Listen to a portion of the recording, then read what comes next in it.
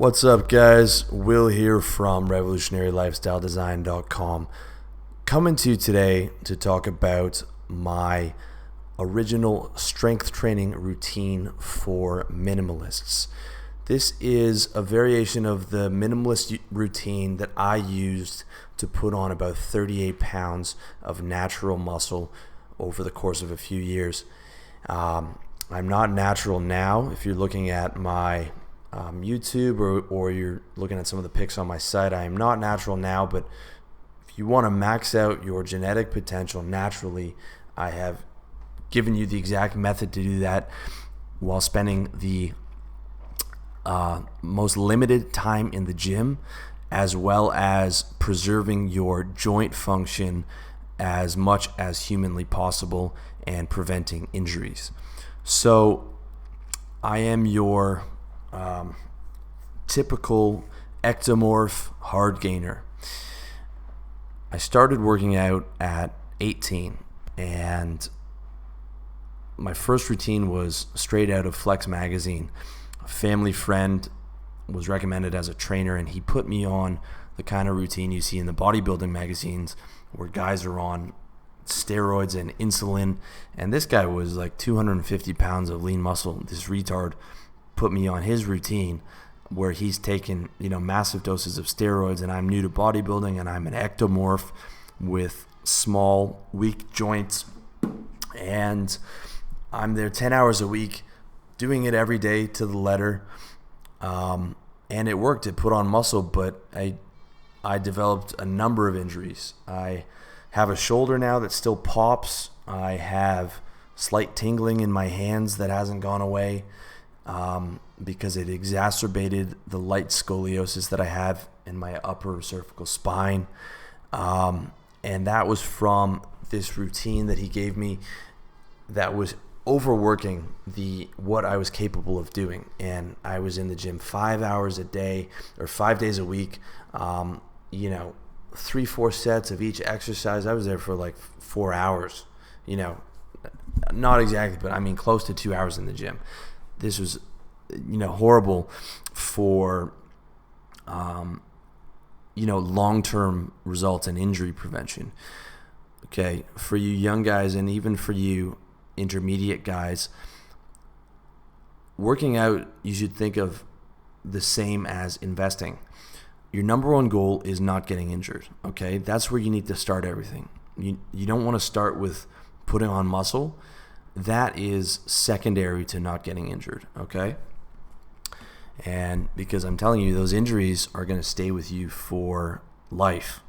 So you need to play defense before you can play offense, and that means not getting injured and preserving as much of your joint function as possible, because weightlifting is hard on the body. There's no question about it. I would not lift weights if it wasn't for vanity, if it wasn't for the way that it made me look. Now, I'm not going to tell you that weightlifting doesn't have its benefits. Bone and muscle strength are good, but I'm carrying around 53 pounds of extra weight, and that means my heart has to function, has to pump more blood. It means that my upper body is stiff a lot more because I've got all this muscle weighing down on my joints all the time. It means my cardio is a lot worse.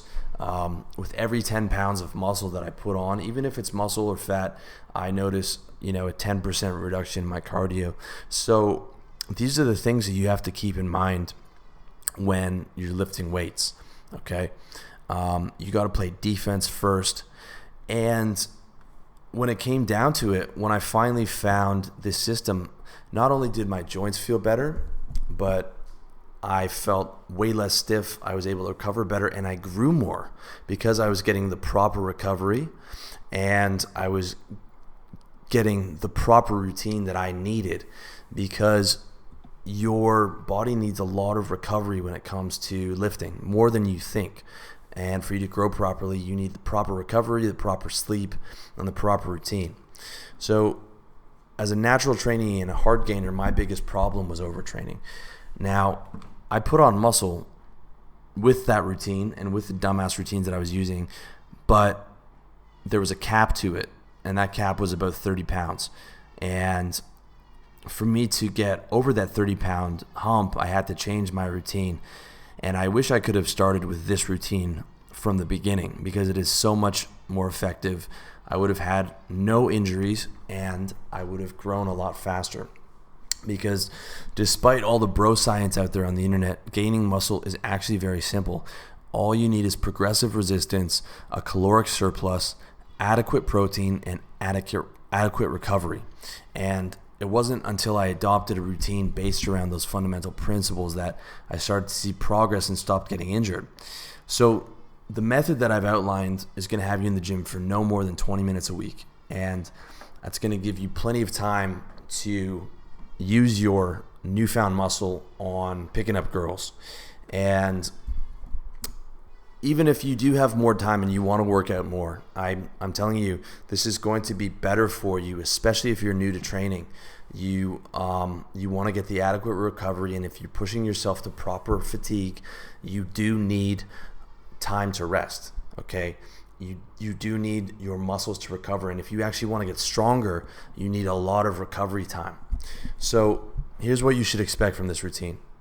You can gain muscle, prevent injuries, minimize your time in the gym, minimize muscle and joint stiffness throughout the week, and consistently break personal lifting records. If you guys follow me, you know that I use hyaluronic acid 200 milligrams a day and collagen types 1 and 3 6 grams a day. If you have joint problems, I highly recommend that combination. I also highly recommend yoga. I highly recommend drinking a lot of water and trying to limit your intake of salt, as well as making sure you're getting enough vegetables and nutrients for the day. Those are big factors on stiffness. And it's because of the dumbass routines that I was using that I became extremely stiff by my late 20s, to the point where I couldn't even work out more than once a week. So I had to implement all these different things, and I had to change my routine to the routine that I'm going to give you guys. But I'm still suffering the impacts of that stiffness even now. Now I've probably taken it down by about 70%, but it means I have to do yoga consistently. I have to do, I have to watch my diet. I have to take joint supplements, and that is because of the damage that I've done in my early 20s on the wrong routine. So this is no joke, guys. You really have to listen to me here, and you have to keep your routine. Just try this routine. I'm telling you, it's going to work, and you are going to get, if you do it properly and you do the movement slowly, you are not going to get injured. You're not going to get injured, and that means you're never going to have to take time off the gym, and you are not going to have to deal with the nagging injuries that I have to deal with now. So here's what you need to know about the workout. The workouts are twice a week, with each workout lasting about 10 minutes, including setup time and stretching, maybe about 20 minutes. You're going to need a journal to measure your results. I use Google Keep, and that's in my phone, and it's just a simple note-taking app. For all intents and purposes, we're just going to focus on muscular hypertrophy through progressive resistance, or in layman's terms, getting stronger. Now, there's two schools of thought. There's one that says, just pushing the muscle to fatigue and hypertrophy is what makes muscles grow. And then there are the other guys who are talking about lifting for the pump. And, it's about, high rep, high volume, high intensity and all, or not high intensity, but high volume and all that stuff. And I'm not going to say that stuff doesn't work. If you read Arnold, he talks about that there's more to getting stronger than building a big body. But that is stuff you can do when you're advanced. I'm experimenting with that kind of stuff now after I've built 53 pounds of muscle. But what got me there was getting stronger, okay? And the reason I want you to focus on getting stronger is because it's very simple. You have clear-cut goals, and all you have to do is get in the gym and get stronger. You know what you have to do every week, okay? When you're first starting out, and if you're trying to lift for feel and what you feel like doing that day, and you're not measuring your results, you're not going to know when you're pushing past a new level. And you're not going to know if you're doing better than you did last week.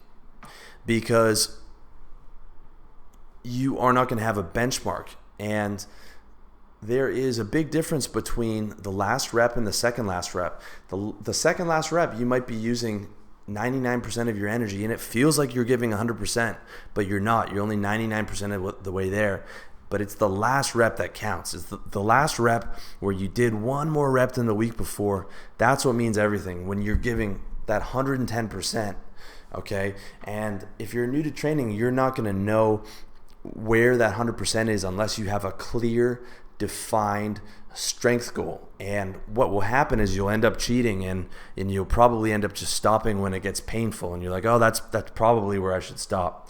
Okay, so this is real fucking simple. It's easy to measure. You don't have to think, you just have to do it. And think about it like this: getting stronger will make you bigger. All right, you don't have to worry about using machines or this or that or all these different variables. Just think about this: if you can bench press 400 pounds, even if it's on an incline bench press machine, you're going to be huge. Okay, if you can squat 800 pounds, you're going to be huge. If you can curl 150 pounds, you're going to be huge. Okay, it doesn't matter what type of training you're doing. Every single massive bodybuilder who's on insulin and HGH and all types of steroids, they might do light weights and they might prefer high reps, but all those guys can bench press 400 pounds. Okay, that is the defining criteria. So for all intents and purposes in this routine, you are just going to focus on getting stronger. And you can just assume that if you're not getting stronger, you are not gaining muscle. And that is how it's been for me. Whenever I get stronger, I put on muscle. Each workout is going to have a compound upper body and a compound lower body exercise for one set of 8 pushed to failure. So that means, let's say you're starting out on the bench press and you're doing 70 pounds, okay? You're new to training.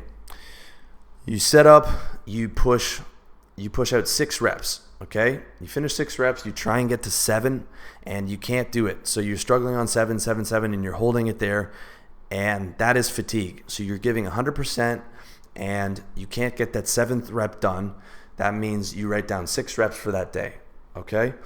The next week, you're going to come in and you're going to try and do 7 reps. Let's say you do 7 reps the next week. Great. You write down 7 reps, and next week you come in, you try and you do 8 reps. You try and do 9, but you can't hit it. 8 reps is your max. Boom. So now you hit 8 reps. That means it's time to up the weight for the next week. So you were on 70 pounds. You went from 6 reps to 7 reps to 8 reps. Okay, now we go up to 80 pounds, and you see where you land on that. You might land at 6 reps there, and then you do the same process again. So your goal in each workout is to complete 1 more rep than you did the week before. That's it, okay? Now, if you're new to training, your progress is going to be consistent. If you are intermediate, that is not going to be possible. More likely, you're going to do 1 more rep maybe once every 3 weeks. You're going to break your record. If you're an advanced trainee, then you'll be lucky if you get a new rep every month. It might be every 2 months because you're 99% maxed out of your genetic potential.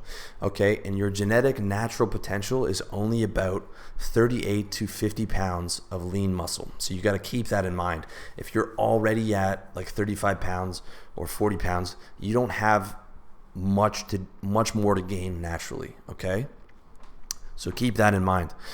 You're gonna make sure to do the exercises in order. So you do the upper exercises first, because if you're doing a low body exercise, a low body compound exercise like deadlifts or squats, that's going to take everything out of you. So you're going to be too tired to break records on your upper body. All right. Now, 2 exercises might seem easy to you, but that's for some of you guys if you're not pushing to fatigue. Okay. If you're truly pushing to fatigue on the squat or the deadlift, that is going to be plenty for you.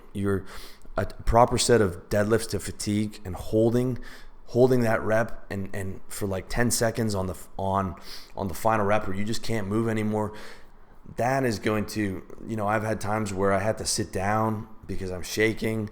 You feel nauseous. Like, that is a serious thing. So we are focusing 100% on intensity. And trust me, those 2 exercises are going to be plenty for you. A good set of deadlifts or squats is going to require to real fatigue, to like real fatigue is going to require 100% concentration in every effort, every ounce of effort in your body. So the workout is going to utilize compound movements targeting all muscle groups, and these lifts that I give you are the most efficient movements available. You are not going to need specialization exercises until you start hitting advanced levels, as far as I'm concerned. You're going to grow just fine using these 4 exercises. If you want, you can theoretically add a 3rd day where you want to add 2 exercises like curls or lateral raises. But I'm telling you, by using these, I built the whole base of my body building these big compound movements. Now, I don't use these big compound movements anymore. I'm pretty much all, I use a few of them, but I'm pretty much all machines. But I built the bulk of my body on these compound movements. And I'm going to break them down for you, as well as the substitutions. But first, you need to understand how the plateaus are going to work. So as I said, new trainees should be breaking plateaus every week. Intermediate, you're looking at about 3 weeks, and experienced guys maybe once a month. If you're not breaking through these plateaus accordingly, then you are not pushing yourself harder, or you're not eating enough food, or you're not resting often, and you need to do those things. The rep range is going to be your 80 to 85% max load, which is the ideal combination of recruitment and metabolic fatigue. From what I've read and in my experience, this is going to put you in the 5 to 8 rep range. If you want to do 8 to 12, that's going to be fine.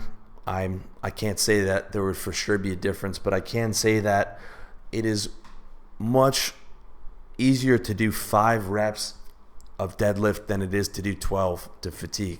I'm not saying that 5 reps to fatigue is easy. It's brutal. But 12 reps of deadlift to fatigue or 15 reps is fucking grueling, guys. Like, if you're doing 15 rep squats to fatigue, 15 rep deadlifts to fatigue, those last 6 reps, you are in an incredible amount of pain. Whereas on 5 reps, you're still getting the same benefits. Some might say even more, or 5 to 8 reps. And it's only the last 2 reps that are really, really killing you. So, less is more in a lot of cases. New trainees, one thing to note, if you're new to training, I would suggest not pushing yourself to fatigue right away, okay? Just look at the routine, look at my demonstrations, look at the other demonstrations on YouTube, practice correct form, and slowly raise your weight limit for maybe a month or maybe even 2 months till you've mastered the technique. So start with super light weights, super light weights. You should be embarrassed about the weight that you're using. But guess what? No one cares. And the important thing is that you're safe and that you're doing things in proper form. And you should only be using, you should go to maybe like 70% of your max, okay? So let's say you start on the bench press and you do 50 pounds and you find that you can do 10 sets really easily. Okay, try it again with 70 pounds. Still too easy? Okay, go up to 85 pounds. Okay, now you're struggling with it a bit. Okay, good. So do, let's say your maximum would be 10 reps. Do 6 reps and stop there, okay? Because your muscles and your joints and everything are going to have to adapt. If you've been lifting for a while, then you're not going to have any problems. But you need to slowly adapt your muscles, and you need to make sure that you're doing everything with perfect form, okay? In fact, I'm going to suggest that you actually use the substitutions that I give as opposed to the main exercise. This is doubly important on squats and deadlift. deadlifts because bad form on these lifts will seriously damage your spine. If there are two lifts that guys get injured on, it's squats and deadlifts. And I don't do squats because I have a problem with my upper cervical spine. I do hammer strength V squats, which puts shoulder pad. It's similar to the squat, but it takes the pressure off the knees and it puts shoulder pads on instead of having to rest the bar on your back. I would recommend that for you over the standard squat. And I would recommend the trap bar deadlift. Trap bar is about $70. And instead of a straight barbell, it's basically a hoop that you step. It's a metal hoop that you step into with handles on the side. And it is way easier on your lower back because the standard deadlift, I don't like the position, the way it's positioned, and it can have, it is easy if your form isn't perfect to hurt your lower back on the standard deadlift. So if you're going to use the standard exercises, you're going to need a consistent spotter. But if you use the substitutions, you are not going to need a spotter. So here's the workout. Day one, and you can put these days on any day you want. You can do Saturday, Sunday, or you can stretch it out Monday, Thursday. Totally up to you. Day one, barbell bench press, 1 set for 8 reps. Barbell squat, 1 set for 8 reps. Day two, weighted chin up, 1 set for 8 reps. Barbell deadlift, 1 set for 8 reps. That's it, guys. That is your entire workout. Okay? And I was not joking with you. This is as minimalist as you get. And if you notice, I'm doing 1 set training only. The reason is, let's say you want to do a second set of barbell bench press, but you've given 100% on your first set. So you do 100 pounds, you're new to the game, you do 100 pounds times 8. And that's as much as you can do. There is no way you're going to be able to beat that on your second set. So that second set, in terms of getting stronger, is useless. Okay? That second set is not going to make you break your personal best, which is not going to get you stronger, which is therefore useless. And all it's going to do is make you more stiff and have more recovery time the next day. Okay? Now, I'm not going to get into the debate of the different types of muscle building and whether the pump is more effective. All I'm going to tell you is just to keep it simple and to learn from my experience. Just get stronger, and you don't need to do more than 1 set to get stronger. I promise you that. In fact, when I dropped it to 1 set, I started getting stronger immediately because I wasn't worn out from trying to do 3 or 4 sets and trying to do all these different exercises. And the reason I only have 2 exercises per day is because you're going to be fresh for each exercise. So the barbell bench press is not going to tire you out enough for the squat. You're still going to have almost all your energy for the squat, but if we add like 6 or 7 exercises for that day, after those first 2 exercises, you're not going to be able to hit your personal bests because you're going to be too tired. So if you're doing barbell bench press, then curls, then dips, the curls, you're going to be hitting like 70% of your max, and then by the dips, you're going to be hitting like 50% because your arms are going to be worn out. Okay? So we're lifting for pure strength, which means 1 set only. And all you're doing is just trying to beat what you did the week before. And I'm telling you guys, you're going to watch as your strength goes up consistently, and you're going to grow faster than on this than almost anything else. And this is especially true if you're an ectomorph like me, which means that you're naturally have a narrow frame. So let me get into the substitutions real quick. And when I originally wrote this, I've got an outline for you of how you rank compared to other natural lifters, which you can see in the article, and that chart is based on these exercises. But I actually prefer the substitutions. So that chart is still going to be useful, but you're just going to have to approximate your strength ranking based on the substitutions. And the reason I want you to look at your strength ranking, you can see in the article, I've given you links to your strength ranking as well as your genetic potential. And the reason I want you to see that is because I want you to see how much you have to lift to get to where you want, okay? So if you want to be advanced and you want 50 pounds of muscle, okay, you're going to have to say, all right, I'm 5'7" or whatever, and you're going to plug into the chart how much you need to lift per body weight to get to your bench press. So you know that, okay, your long-term goal for the bench press is going to be, 220 pounds or something like that, okay? It's very important. And then you can set your yearly goals. So every year you should have goals in the back of your notebook or in your Google Keep for the 4 key lifts, and write them down and say, this is what I want to hit. So let's say you're new to training, your bench press is 100 pounds. By the end of the year, you want to hit, let's say, 150 pounds. So you're always measuring and you always have something to work forward or work towards. And your entire time in the gym for that year should be devoted to achieving those goals. And I'm telling you, once you hit those strong goals, you don't have to worry about the muscle, because the muscle will come on. You get stronger, you will put muscle on. Now, substitutions.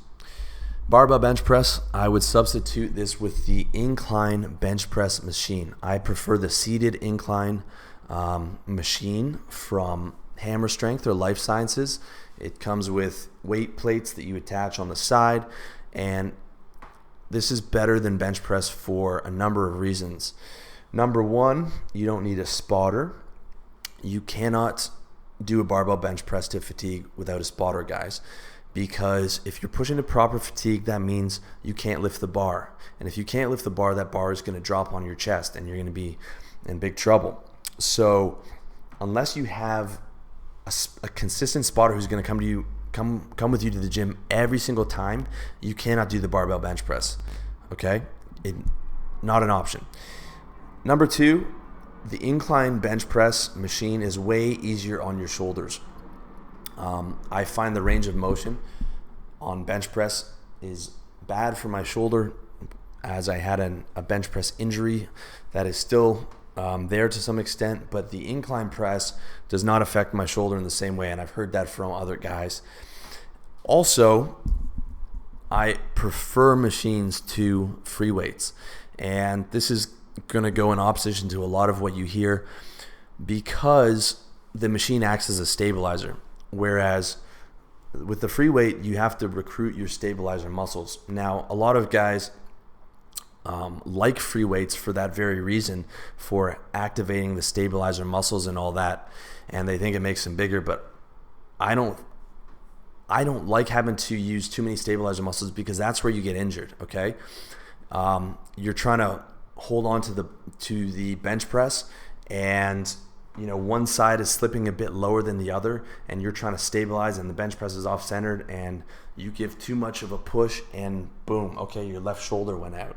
All right, this is what happened to me exactly, and I still have problems with that right shoulder.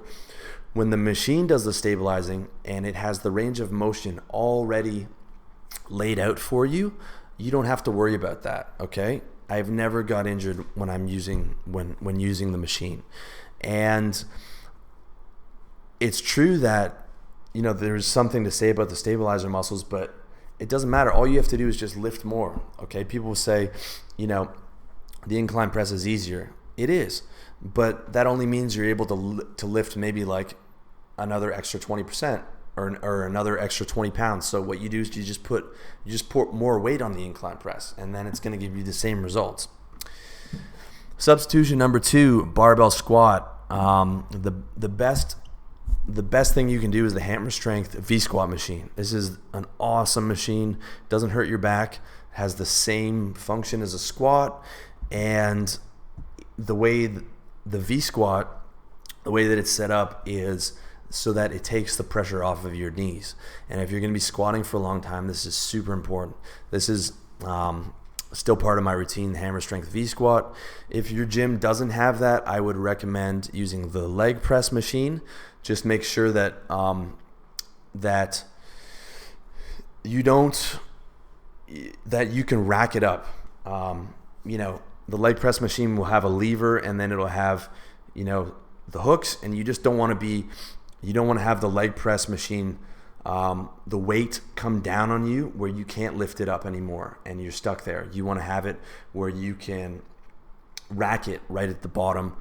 Or if it's a more vertical leg press machine, then you don't have to worry about that. But just make sure that it's an ass to grass, meaning that the position that you're going to when you retract the machine is as low as possibly can go, right? So you want to mimic the squat from ass to grass as much as possible.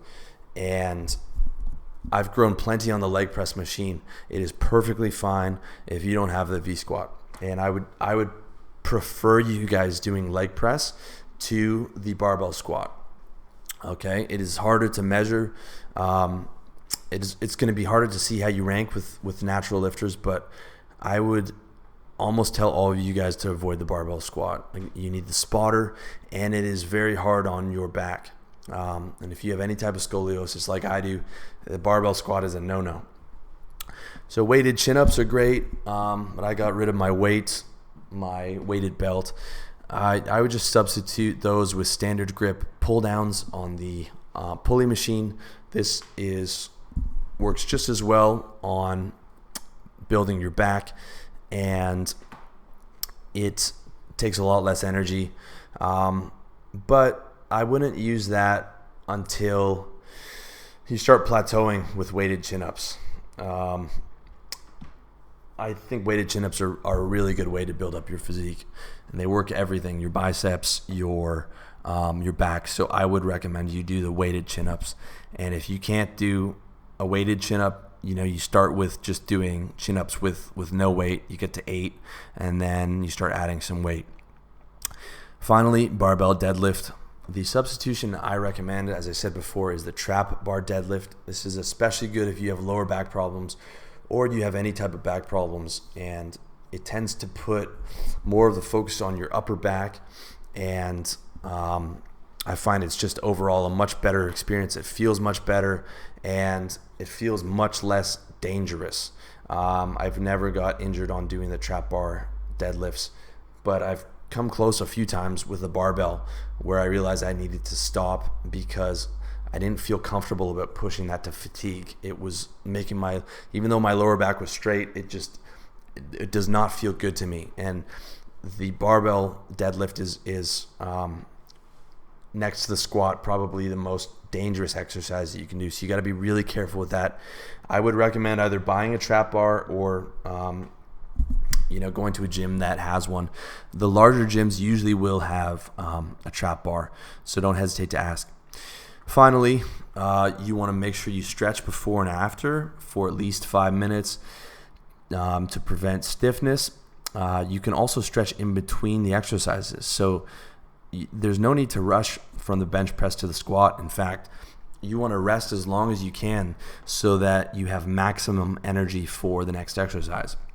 And a good idea is to go back to the stretching area, do like 5 or 10 minutes of stretching, and then go hit your next exercise for the day. Great thing to do after the gym is if your gym has a sauna, hit it for 15 minutes and then follow that up with a hot shower. That's going to be really good for loosening up the muscles and preventing stiffness in the next day. And again, guys, have a look at the article to see how you rank compared to other lifters, to see what you need to do to hit your fitness goals, and then have a look at the link in the article to your genetic potential to see how much natural genetic potential you have, and that's going to be anywhere from 35 pounds to 50 pounds based on the size of your bone structure as well as your height and a couple other things that are factored in there. And that's it, guys. Thanks again for listening, and I wish you all the best in your progress in the gym.